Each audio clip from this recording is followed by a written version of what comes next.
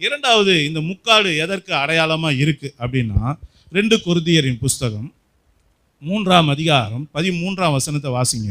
மேலும் ஒழிந்து போவதன் முடிவை இஸ்ரவேல் புத்திரர் நோக்கி பாராதபடிக்கு மோசே தன் முகத்தின் மேல் முக்காடு போட்டுக்கொண்டது போல நாங்கள் போடுகிறதில்லை. ஆமா, இங்க மோசே ஒரு முக்காடு போட்டிருக்காரு. அந்த முக்காடு எதற்கு அடையாளமா இருக்குன்னா, அதே அதிகாரத்துல 6-7 வசனத்தை வாசிங்க. புது உடன்படிக்கையின் ஊழியக்காரராய் இருக்கும்படி அவரே எங்களை தகுதி உள்ளவர்களாக்கினார். அந்த உடன்படிக்கை எழுத்துக்குரியதாய் இராமல் ஆவிக்குரியதாய் இருக்கிறது. எழுத்துக்கொள்ளுகிறது. ஆவியோ உயிர்ப்பிக்கிறது. ஆமென். ஆவியோ உயிர்ப்பிக்கிறது. நல்லா கவனிங்க. இந்த மோசேயுடைய முகத்துல முக்காடு இருந்தது என்று வேதம் சொல்லுகிறது. அந்த முக்காடு எதுக்கு அடையாளமா இருக்கு அப்படின்னு நீங்க பார்த்தீங்கன்னா, எழுத்தின்படியா இருக்கக்கூடிய ஒரு உபதேசத்துக்கு அது காரணமா இருக்கிறது, அது அடையாளமா இருக்கிறது.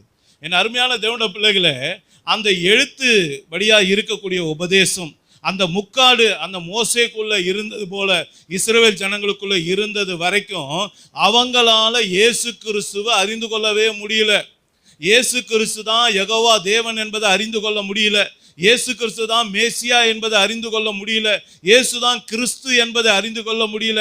இவர்தான் நம்முடைய பாவங்களில் இருந்து நம்மை விடுதலையாக்க போகிற நம்முடைய இரட்சகர், நம்முடைய மீட்பர் என்பதை அறிந்து கொள்ள முடியாத அந்த நிலைக்கு பேரு தான், அந்த வெளிப்பாடு இல்லாத நிலைக்கு பேரு தான் முக்காடு.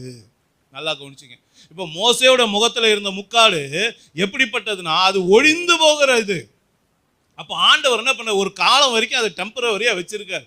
டெம்பரவரியா வச்சிருக்க ஒரு சத்தியத்தை நீங்க பர்மனண்டாக கை கொண்டீங்கன்னா உங்களுக்கு ஆசீர்வாதம் கிடைக்காது. நல்லா கவனிச்சிங்க.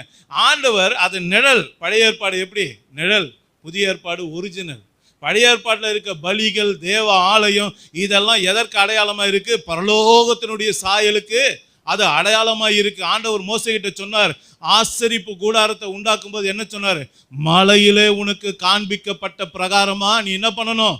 இந்த ஆசரிப்பு கூடாரத்தை உண்டாக்கணும்னு சொன்னார். அப்ப நல்லா புரிந்து கொள்ளுங்க, ஒரிஜினல் அங்க இருக்கு, நிழல் தான் இங்க இருக்கு. ஆனா நிழலையே நம்ம என்ன பண்ணிக்கிட்டு இருக்கோம்னா, ஒரிஜினல் மாதிரி அப்படியே இது பண்ணிக்கிட்டு இருக்கோம். அப்போ ஆண்டவருடைய பிள்ளைங்க அப்படி இருக்கக்கூடாது. அப்போ இன்னைக்கு நாம் அறிந்து கொள்ள வேண்டிய மேலான ஒரு சத்தியம் என்ன?